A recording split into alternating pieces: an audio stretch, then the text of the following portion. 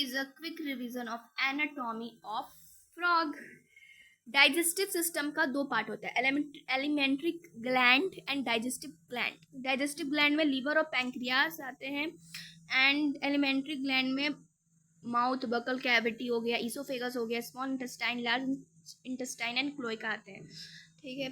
और जो हमारा स्मॉल इंटेस्टाइन का जो लेंथ है वो रिड्यूस होता है क्योंकि फ्रॉग जो है कार्निवोरस है। देखो यहाँ पे लिखा है the alimentary canal is short because frog are carnivorous, hence the length of intestine is reduce. Start होता है कि food is captured by the bilobed tongue. ठीक है। एंड बाद वो माउथ में जाता है, फिर ओरल कैविटी जिसको हम बकल कैविटी भी कहते हैं leads to the oesophagus through pharynx. ये याद जरूरी है करना क्योंकि क्या पता कभी कभी आ भी जाता है एमसीक्यू नीट में। हाँ फिर फेरिंग्स के बाद ये स्टोमक में जाता है। ऐसे तो एनसीईआरटी की हर लाइन इंपॉर्टेंट है।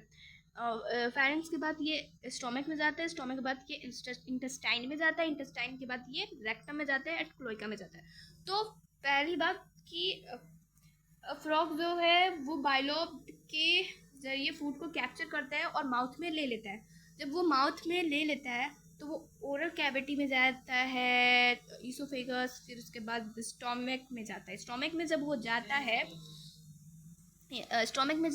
है तो by the action of HCl and gastric juice secreted from the wall of stomach and partially digested food called chyme।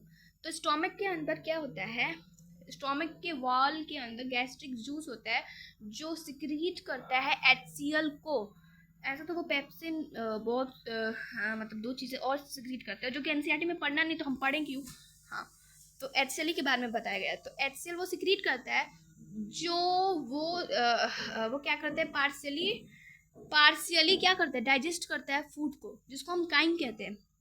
अब ये पासेस होता है stomach, passes from stomach to the first part of small intestine। जो intestine जो crime जो होता है वो first part of small intestine में वो first part of small intestine में वो क्या होता है, पास होता है, ड्यूडेनम में आता है। स्मॉल इंटेस्टाइन के फर्स्ट पार्ट को हम ड्यूडेनम कहते हैं। और इस ड्यूडेनम में क्या होता है कि हमारा बाइल जूस होता है और पैंक्रियाटिक जूस होता है, वो एक कॉमन डक्ट के थ्रू आते हैं। कॉमन बाइल डक्ट या कॉमन डक्ट के थ्रू आते हैं। अब यहाँ पर बाइल का मतलब बाइल क्या होता है, बाइल कहाँ से सिक्रीट होता है। अब पैंक्रिया क्या होता है, पैंक्रियाटिक जूस कहाँ से सिक्रीट होता है, तो बाइल लीवर से सिक्रीट होता है जो यहाँ पर स्टोर कर देता है। नहीं, बाइल जूस हाँ लीवर से सिक्रीट होता है तो एक्स्ट्रा बाइल जूस यहाँ पे सिक्रीट कर देता है। जब मदद होता है स्टोमक फूड को डाइजेशन करने के लिए तो वो बाइल जूस यहाँ से निकलता है और स्मॉल इंटेस्टाइन के फर्स्ट पार्ट में जाता है जिसको हम ड्यूडेनम कहते हैं, वहाँ पर जाता है। और ये बाइल क्या मदद करता है, इमल्सिफिकेशन ऑफ फैट में मदद करता है। ठीक है। उसके बाद आता है पैंक्रिया। पैंक्रिया क्या सिक्रीट करता है, यहाँ पर है, हाँ यहाँ पर कहाँ गया bile juice store gall bladder यहाँ पर लिखे हैं। पैंक्रिया, हाँ पैंक्रिया क्या डाइजेस्ट करता है, पैंक्रियाज क्या सिक्रीट करता है, डाइजेस्टिव ग्लैंड है ये पैंक्रिया। ठीक है।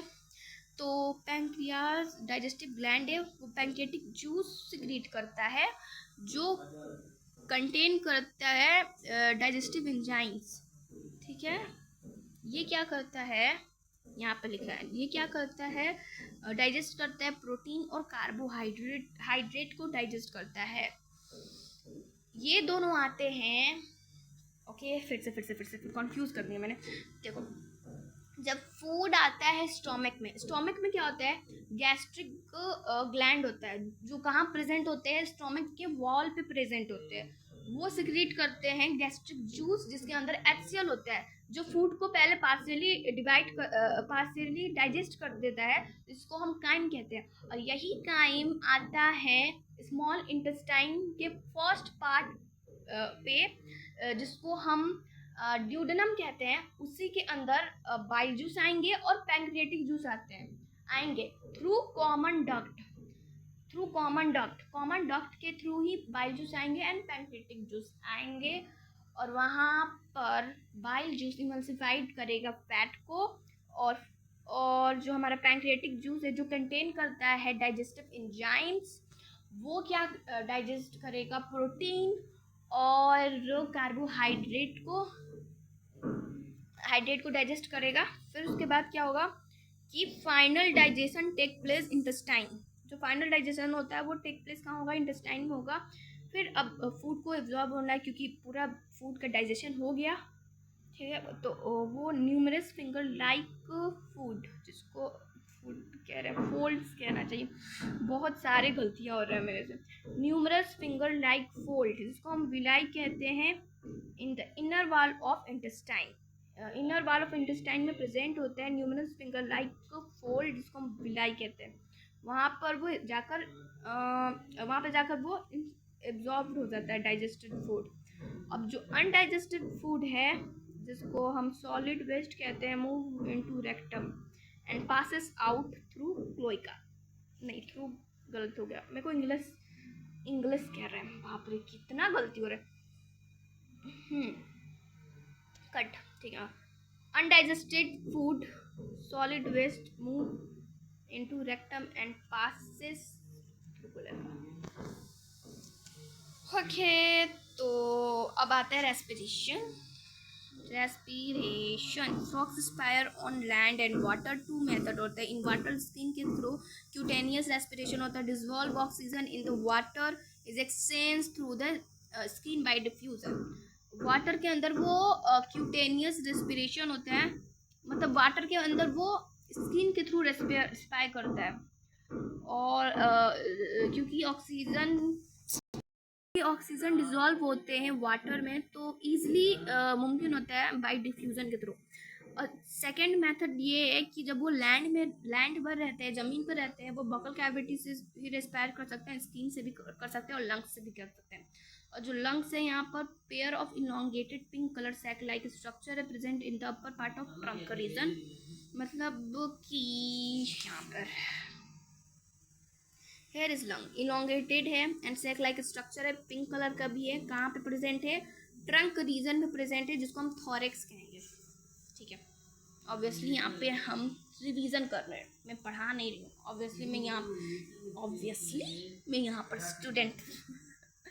Air enter through nostril, buccal cavity, फिर लंग्स।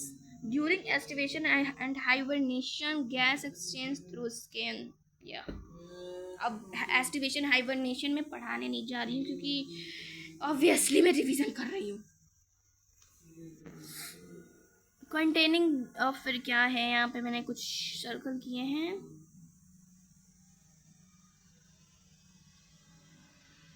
हाँ यहाँ पे ये द रेस्पिरेटरी ऑर्गेन